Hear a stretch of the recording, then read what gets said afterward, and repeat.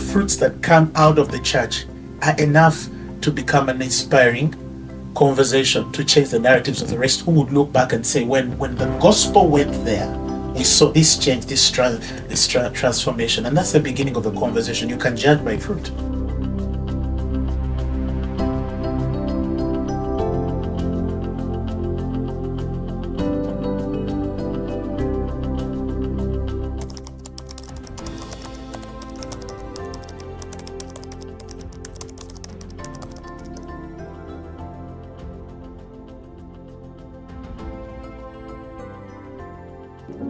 I don't agree that Africa has a dearth in leadership. I really don't believe that's true at all. I think that there are a sufficient number of very capable young people in the continent. So I don't believe that there is a quantum. That notwithstanding, I do think though that my estimation would be that the biggest challenges young Africans face today is we don't have the courage to liberate ourselves from our liberators.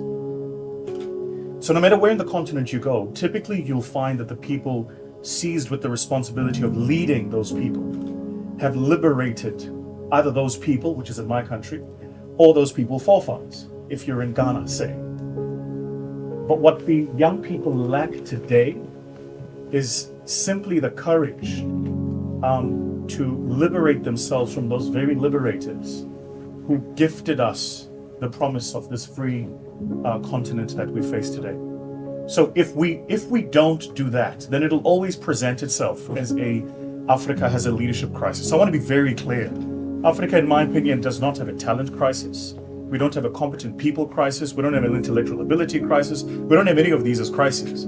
The only crises we have, frankly, is that young people don't understand that power is contestation, and that we're just not ready in numbers to fight for the contestation of our futures. And ultimately, I was speaking at a conference the other day in Nigeria, and I said, I think our generation is the one that's got to make the decision about to what are we going to be loyal, the past from which we come or the future that we want, because we're at the point where we can't be loyal to both.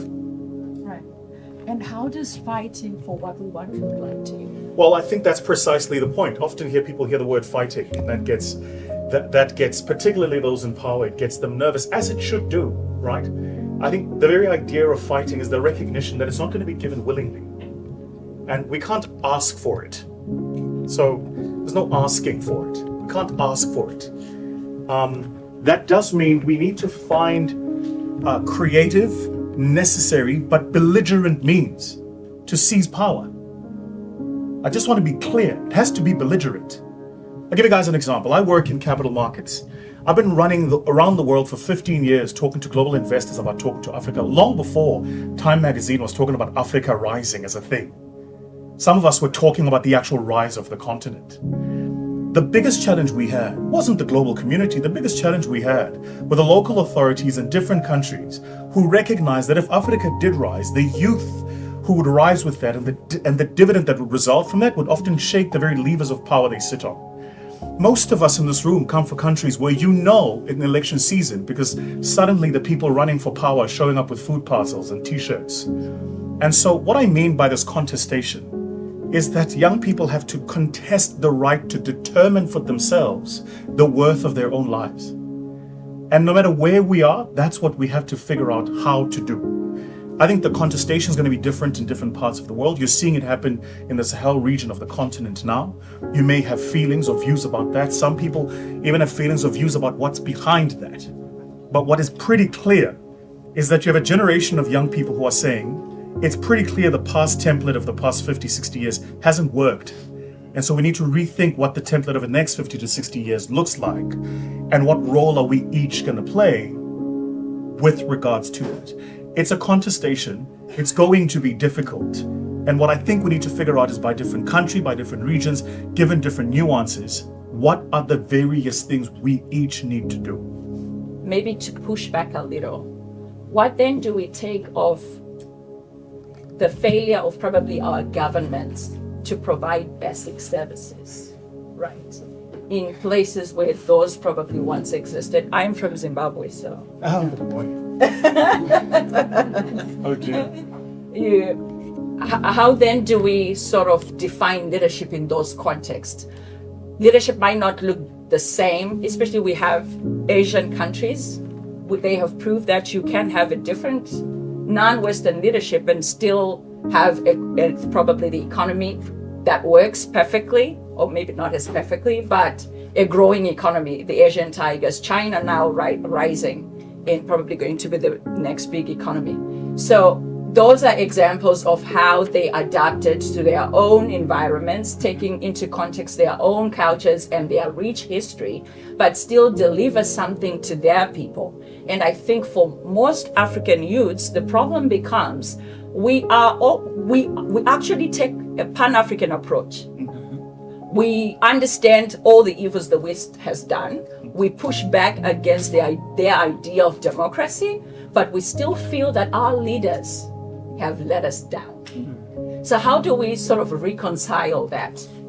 I want to venture a thought on this, and please excuse me if I'm stepping outside of the guardrails that you set for this conversation, but I suspect that a part of the problem is that we don't have a uniform understanding of what it is we mean by leadership. Right. And as a consequence of this, we assign managers leadership roles. They're not leaders, they're managers. There are many presidents in Africa who are managers, they're not leaders. They can't imagine a future. They can't inspire a people. They don't have the courage to take the necessary action to make those things real. This is true for much of the continent.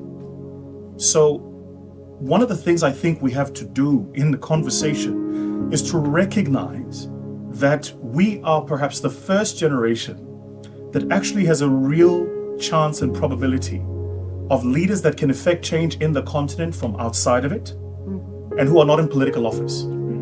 This is the first time, I can't imagine in how long, where that is actually plausibly true.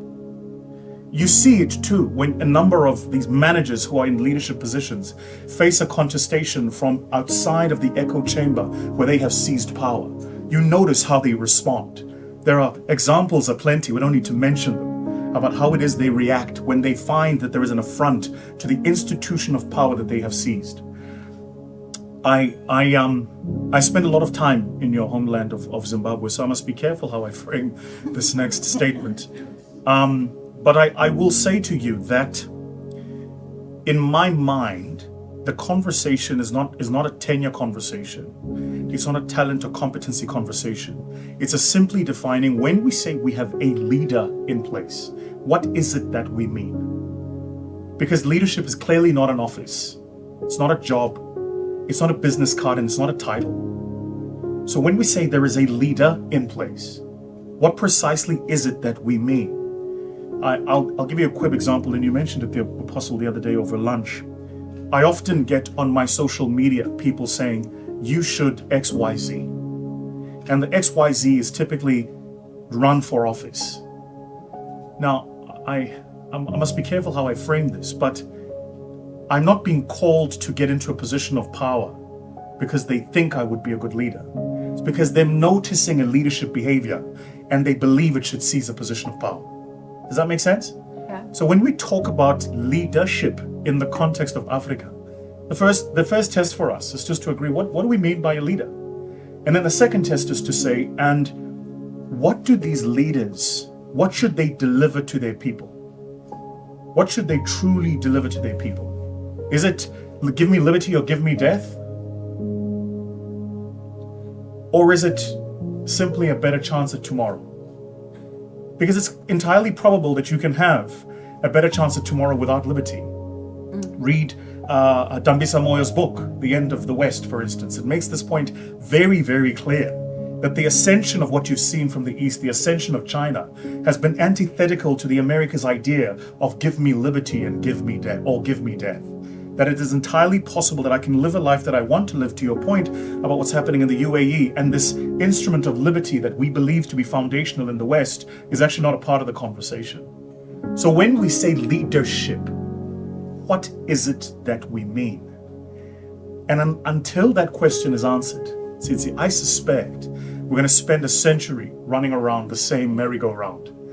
And every single generation will find itself a group of managers who have the instruments to seize power, and use that power to authorize themselves leaders. And the young, competent, capable people will board that flight with a return ticket and no intention to use it.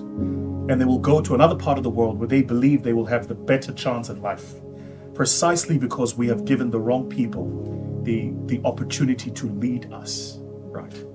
And one last point. It's precisely why I say it's going to be a contestation, because it's pretty clear I'm framing questions and not giving answers, which means to each of us, there must be a way to find those answers. And answers can only be found in contestations. We have to argue, engage, agree, disagree. We have to find different models of how things work. In my country of South Africa, for instance, we have a strong, very strong tribal leadership community.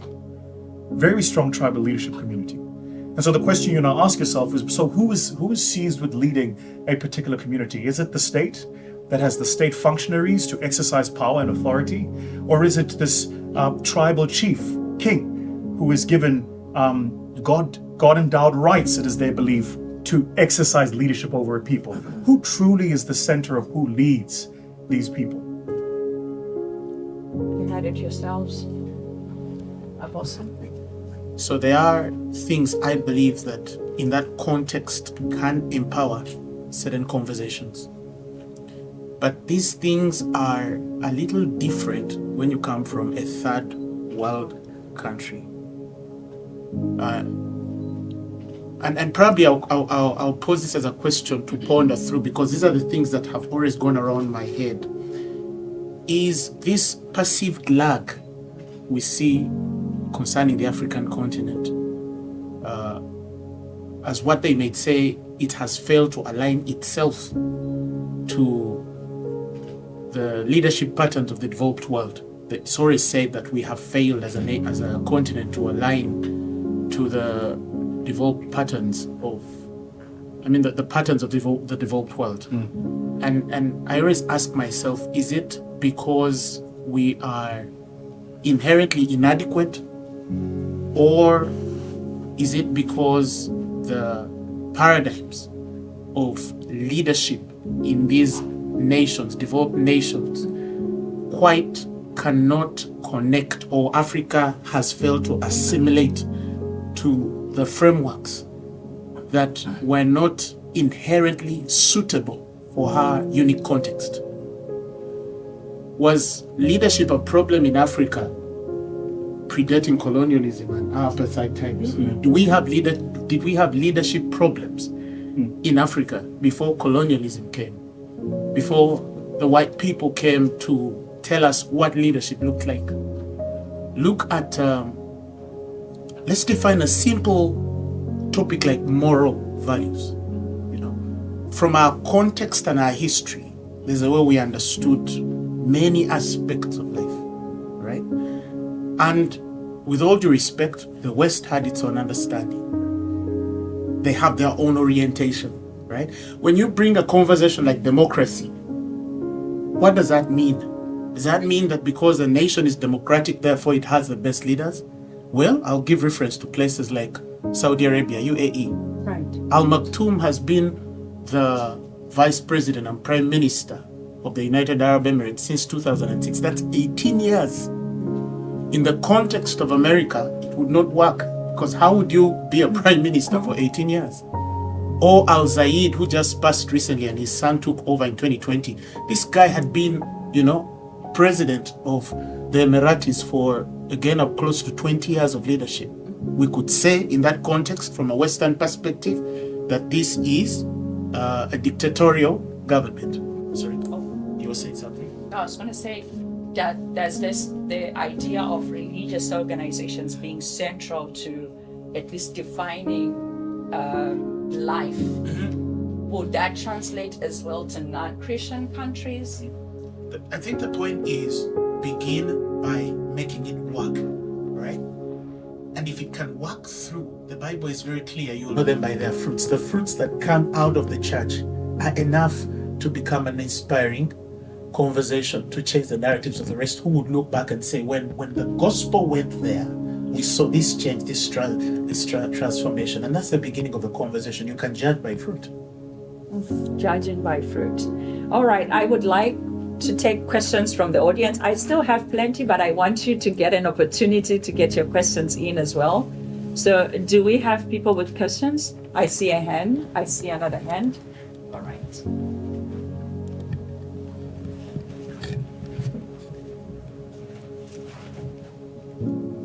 Oh, there's a hand over here.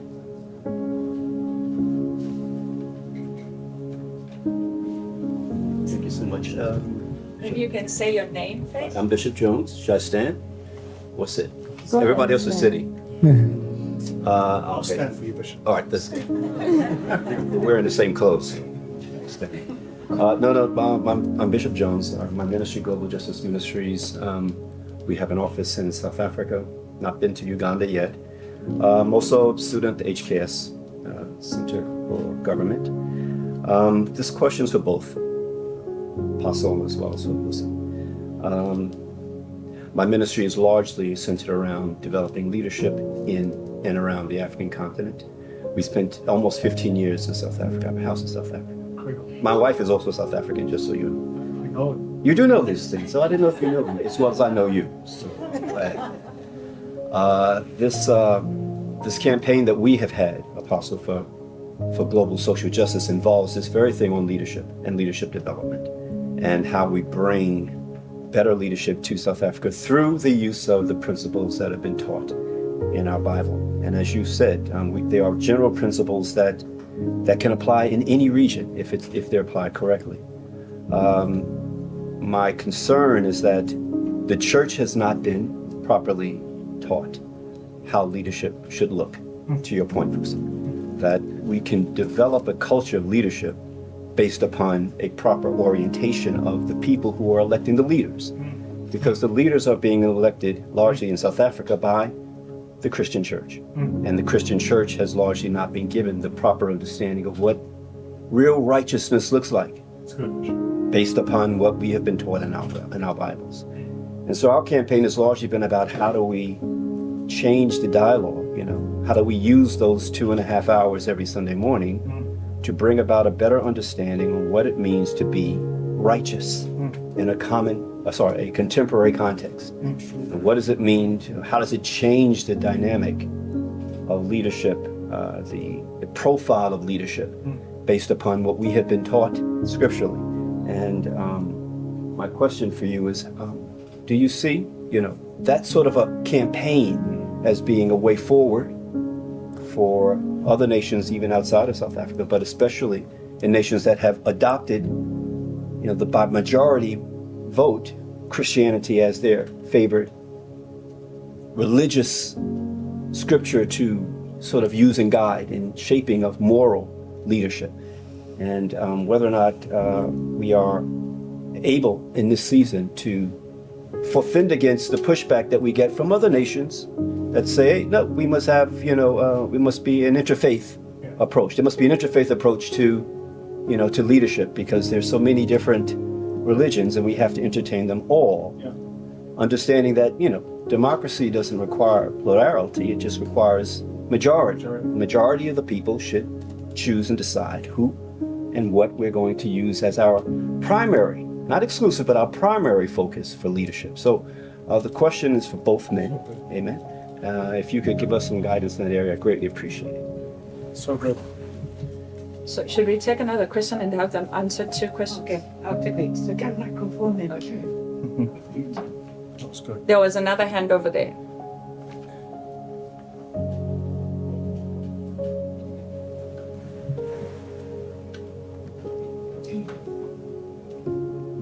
Hi, my name is Bradley, a sophomore here at the college. And my question is for you, Vusi. So I'm trying to start a software company in Zimbabwe. So I would like to recognize myself as one of the future leaders that you were talking about. And my question is that, for example, Starlink is not allowed in Zimbabwe. Yeah. And I'm trying to start a software company which requires good internet. And this rule is put in place by the government. So me as a leader, yes, I'm trying to do this thing, I'm trying to start a company, but the government has these things in place that are stopping me from actually building this company.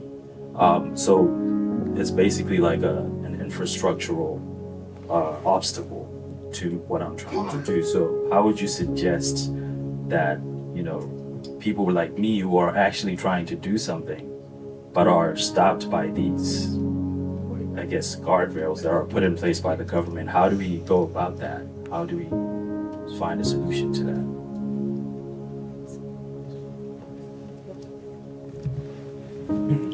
Me first, okay.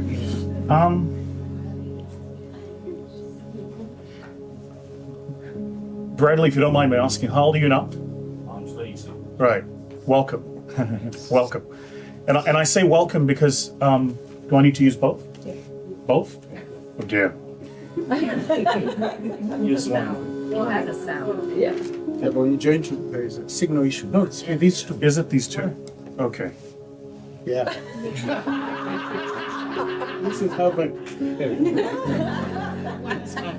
Just this one. Thank you, Mike. So, Bradley, I forgot where I was going to go. That's a meme. Did you see that? That was a meme with both of them. Bradley, I say welcome because what you've just described is precisely what it is I'm trying to describe by this contestation. When I hear young people say things like, I will not be allowed, there are so many lights that go off in my head. The first is allowed by whom? The second is disallowed against which rule?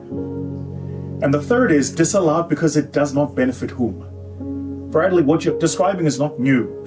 There are countries where in the continent we have found a potential transaction and we want to participate in the transaction.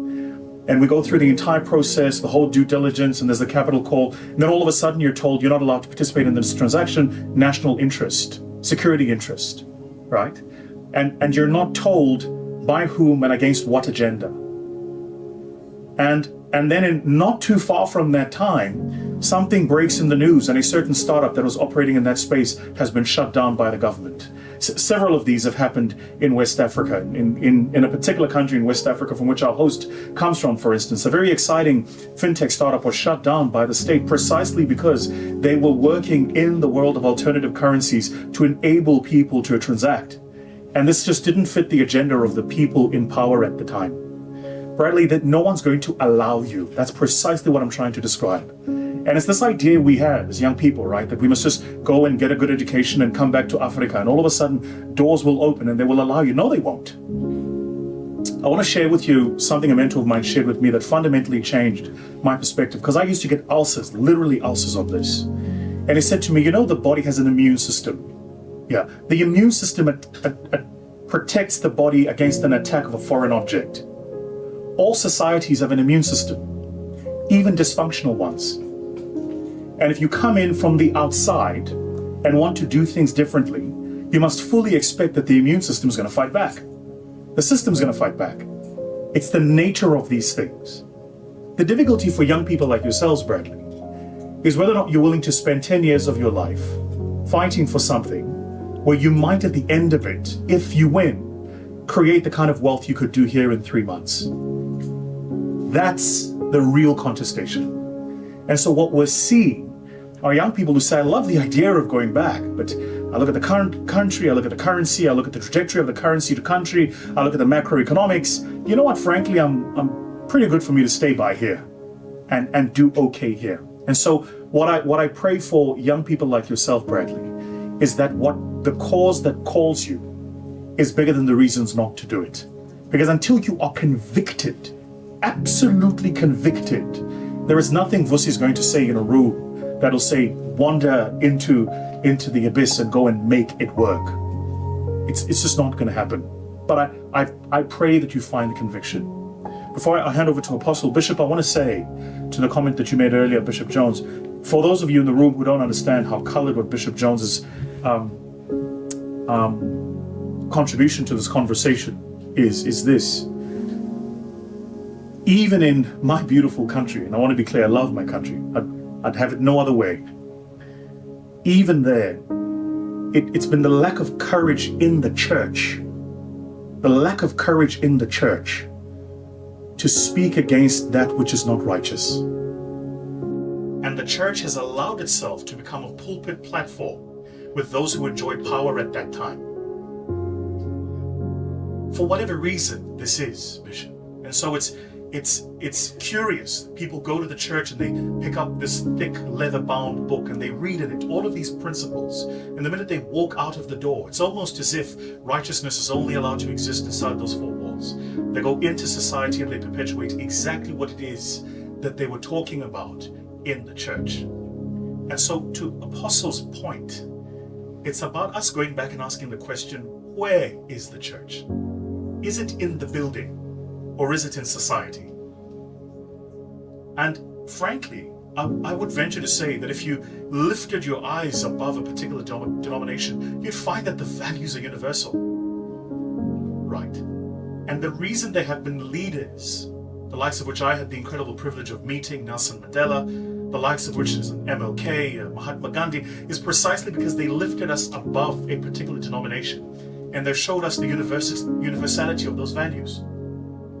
What's a lack today is leaders who can do that.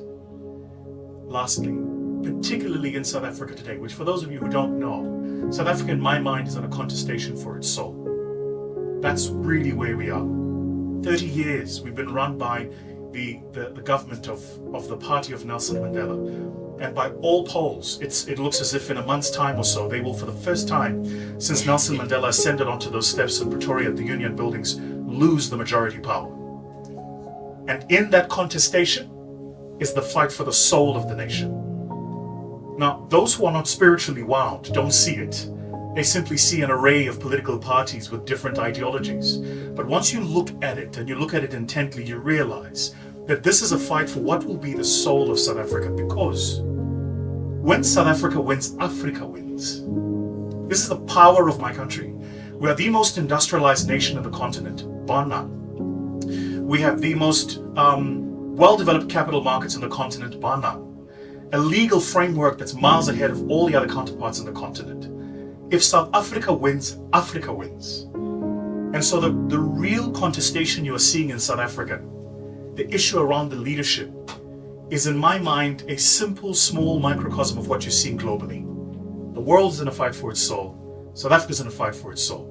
And that's why leaders stepping up, Bradley, is so important. So important. The ability and the courage to say, I'm not sure where this goes, but I feel convicted to do this, and I feel convicted to go where no man will tread. Because, my friend, you must know that that path is very narrow. Awesome. Thank you, Vusi. Now, to Reverend, again, I think the biggest challenge that I face is to try to give language to a question that I believe even language would not suffice to be able to both ask or interpret. If you are spiritual, anybody in this room, if you are spiritual, you'd understand this, that some things are so hard to, the human language has no power to put in words, but the spirit can feel. And I think that's the pain generally that a certain group of people fights. I have seen as a minister, my generation has asked the exact question: how can a man of God call something righteous which is evidently not righteous? And he has scriptures to vindicate him. In his world, he's right. If he's 70 and 80, and I'm 39, where do I even begin from to turn to a hoary head and say that you are wrong without being seen as one who is, breaking the order and pattern of things? But rightly said, I feel that, and I know you'll confirm this, man of God, that God across the world is drawing people with the same conviction and forming sort of a tribe that's going to bring this conversation out in the open with the language that we need. And I believe that supernatural help has to come through to position right some of these voices in the places where they must be heard. and disqualify some of the other voices, because I don't see any other way this can change unless God comes through and says, by my own will and purposes, I'm going to position the right people who really have the language and heart to fight for what is true. Because look at a place where even as clergy, men of God, or ministers of the gospel have come to a place where we have compromised what the very Bible we preach speaks, right? And passed laws within our structures that even folk who don't know God would question whether we know God. You understand what I'm saying? And this is a person holding some of the highest office somewhere in this sect. Where do we begin from to even say that you are wrong, except God will raise sort of a dispensation where what they have is not enough to appeal to the people that matter, and gives us the language to be able to appeal to those people and then bring change. I don't know if I'm making sense. And the good news is, everywhere I go and in every country that I go, I've started to find people speaking this language. That's the good news. In Africa, if you look at the younger generation that is coming up, men and women of God, whom God has anointed distinctly, you realize that they're starting, I might not mention names, but they are starting to speak the same language. When we sit and talk, we understand each other. And I believe it's out of that collective effort that God is going to build deliberate synergies. And I pray to God one day I have the opportunity to have a cup of tea with you, because I feel what you're saying is it's a conversation that is so hard to explain, and unless we dig through many layers. But the good news is, our tribe, our kind of people are mushrooming up from different parts of the world, and I feel that this is going to be a very deeper conversation. And lastly, I can attest to this, that even in parts like the United States of America, where you think things are falling apart, I have met people who are really aligned, who still carry the truest convictions about this conversation. And I believe that in building this template that we're talking about, if God can just help us build these synergies and build a tribe out of this, and by His grace allow these tribes to spread across the world, the change is inevitable. We have a question, two questions, one over here, one over there. President, do we still have time for your question? I'll be very quick. I'm Annie Tom KG. There's this misconception that leadership is painted with perfection. And a lot happens in that leadership, in people's leadership journeys. But I've noticed that, and it's one thing we encourage here at I'm from HKS, is to share leadership failures. And I'd like both of you to share the leadership failure from your leadership journey that we could benefit from. What lessons have you learned?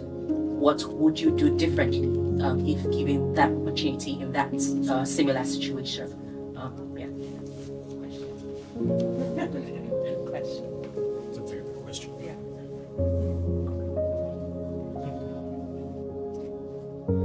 Thank you so much for the beautiful words of wisdom you have given us. I like the idea of contestation that Vusi has explained so well.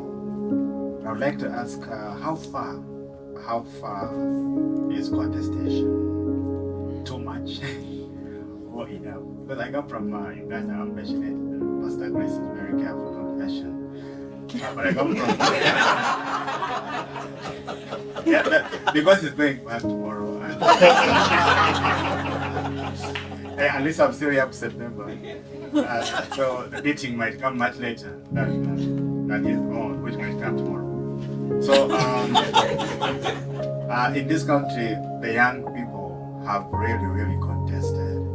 A young man called Bobby Wine, a musician, basically gave up his career to contest and ensure that the old man destroying the country Pastor Grace was very careful. He never mentioned names, so I'm mentioning the name. They can come for me, don't worry. That the old man who has been in power for 39 years does not return to office. 39 years. He came to power in 1986 when Reagan was the president of this country. And since then, many people have come. And in the elections of 2021, 54 young men lost their lives. They were contesting for a space to change their country for the better, and the police opened fire on them. In the parliament, when the president was changing a very important law, at first he changed the term limit law. The country was supposed to come up with a 2-term limit. The president changed that, and caused a lot of trouble. The second time, the last safeguard we had for him to hand over to other people was the age limit. That beyond 75, you cannot become the president. And people contested in parliament, on the floor of parliament. And the army came to the floor of parliament. Someone's back was broken. There's a member of parliament whose back was broken in that contestation. And so in Uganda, we have really seen this contestation taking place every day. And I don't know who said it, the church has been on the side, mostly on the side of the 39-year man. Apparently, one of his children is a pastor, and the Bible is one of the instruments that he had used to stay in power for long. It's a different conversation. So I'm asking you, Vusi, how adequate is the contestation, and when is the contestation too much to the level of people losing their lives? Thank you. Let's first answer that. Oh, okay. Me first, yeah? Yes. As always. You get your favorite. Right. So, I missed your name, Mom. I'm Anito. Anito. Yes. Anito, probably my single biggest leadership failure. I want to say that I've not always known how to exercise grace.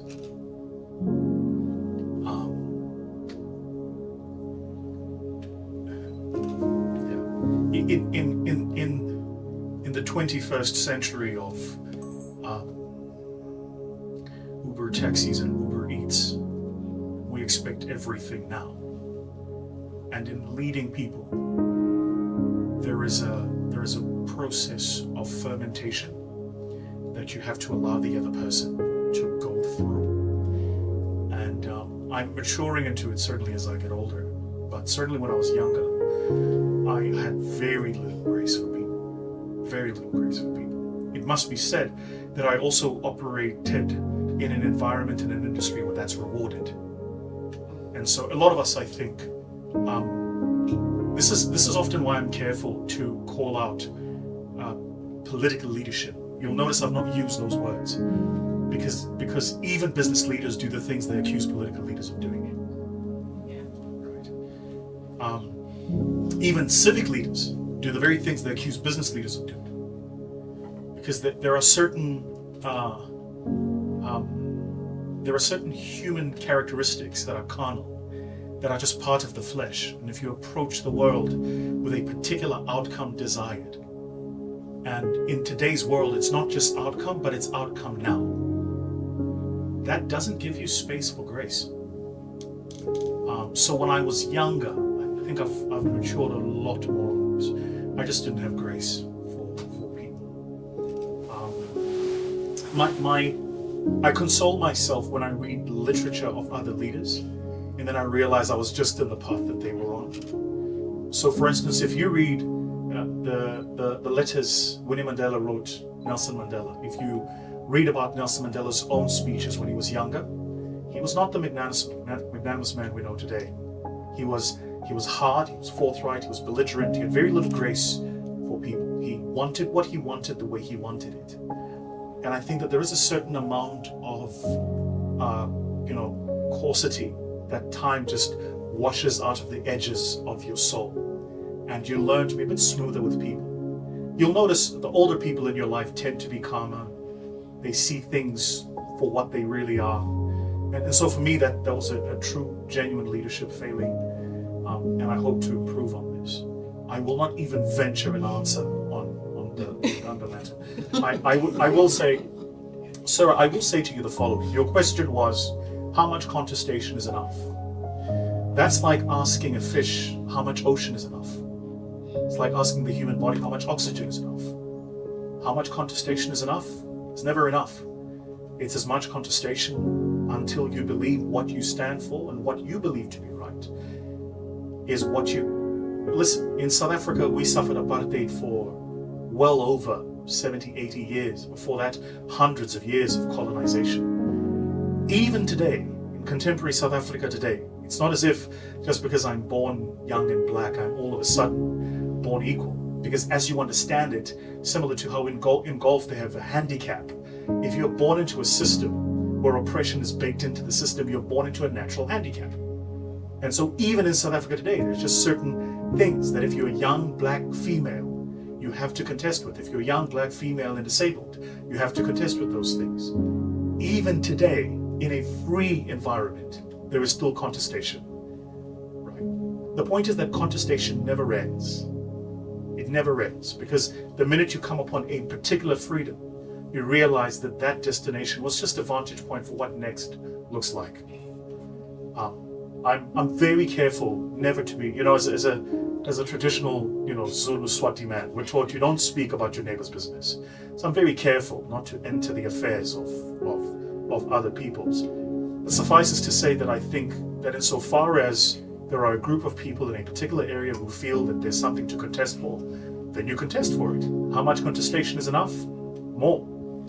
And you contest until you contest, until you contest, until you contest. This very country we're in, the other day I drove past the Freedom Trail. I mean, just an extraordinary story of the things that had to be done for slaves to be taken from the South to where we are today. They didn't have an end date in mind. They couldn't have foreseen the Emancipation Proclamation, but they contested. And even after the Emancipation Proclamation, there were new things that needed a contestation. The point I'm making is that we can't be an Xbox, PlayStation generation. We can't be a Twitter hashtag generation. This is what frustrates me about my generation, is we think Twitter hashtags is actually contestation.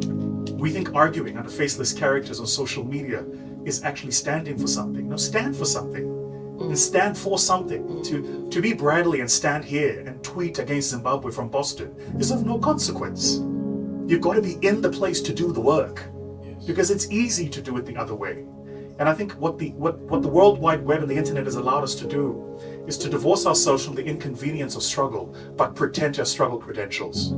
Oh, I support so-and-so. From where? Your house in Boston? What are you doing? Sending money on a GoFundMe page? Get out of here.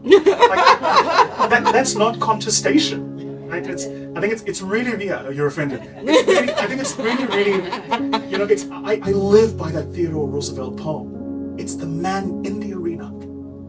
And so many of us are just not willing to we don't have the courage to be in the arena. We want to commentate, we are experts on things, we know timelines, we know all of the injustices. And then we have a hot plate of lasagna and go to bed.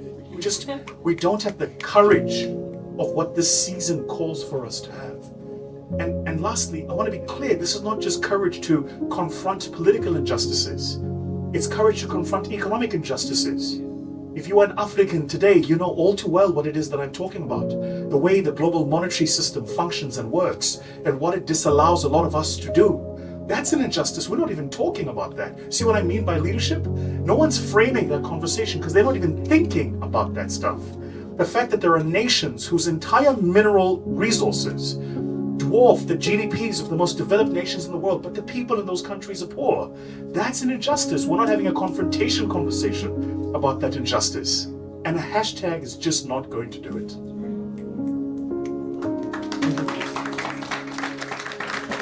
Now, on my sister's question, I think one of my greatest failures in life, especially in my primary years as a leader, minister, was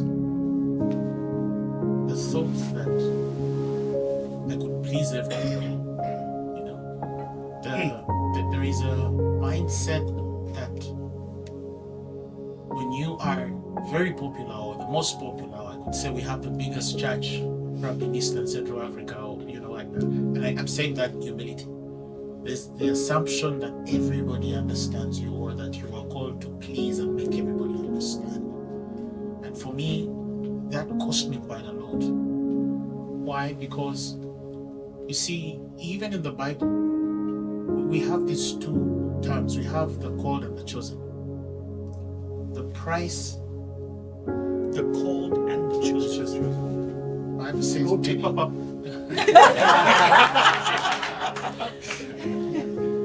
the Bible tells us that many are called, very few are chosen. That there was many leaders in South Africa called for the fight against apartheid, but Nelson Mandela was chosen instantly to be sort of a pioneer, a leader ahead of these men. And even the humility to know that Nelson Mandela has been chosen. I'm number 2 or 3, and I can just be the best number 3, and I'm okay with that. I'm not competing with anybody. I'm simply fulfilling my purpose in the context. Right?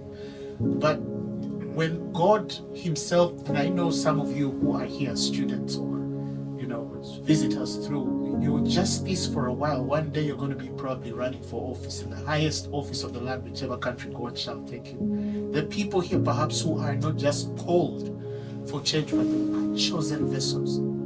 The weight and price of that is going to come with so much criticism, so much persecution.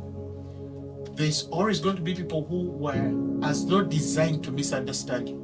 Or that if you try to explain, the more you explain yourself, it's almost as though the more you are guilty of a thing. And that piece that I felt God draw me to, that those who hear you understand you most when you say nothing. The lesson that when God has called a people or attracted a people to you and they see you as a chosen vessel, you might not need to explain yourself so much, that they'll understand you most even when you kept quiet. So I tried in those earlier years to think that I would find my way of explaining to everybody what this meant, what was the truth behind this narrative. No, they're lying. I swear upon God, check my texts. I had a conversation with this guy on my WhatsApp, and this was the truth about it, and he's lying. Okay, so what if he's lying? And I got to people with whom you give all the proof in the world, and the guy would still say, no, I don't believe you. They're committed to misunderstanding. Yes, they're committed. So, and for the lesson for anybody who will take that place, especially when you find yourself chosen, understand that you're never going to please everybody. Understand that I always tell people that I have a message for the world, but I'm not the pastor for the world. I'm not going to pastor the whole world, but I have a message for the world. If I'm not going to be a pastor of a person, I should accept that I'm not your pastor. If by God's grace I have a message in whatever sphere of life God has given me grace to be able to touch your heart in some way, or say some sense and improve your version, and perhaps maybe by the time you walk out you're going to be a greater version of yourself, then thank God that He's given me that part. But I'm not going to fight for man. I'm not going to fight to win everywhere, and that's okay. Leaders, that's okay. And lastly, I'll say this. Some of you who have interacted with corridors of power, you have found yourselves in circumstances, either observing or yourselves in the place of making decisions that might be contrary to everybody, almost everybody. But again, believe in the power that put you in that office. Believe in the power that ordained you above these many. Believe in the power that chose you. Believe in the grace and the things that by God's grace have been contributed to establish you in that place.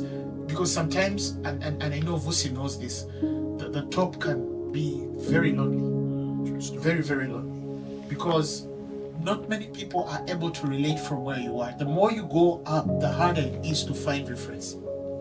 you know. And so you, in a way, it makes you so vulnerable. But that vulnerability is important because it will always push you to a place of improving yourself every other day, because you have nothing to turn to vindicate you. And to the end, I think where you find that perfect balance, and this is the perfect balance, and I've always told some of my people who care to hear, that I've gotten to a point where I'm not moved by men's criticisms, but neither am I moved by their praises.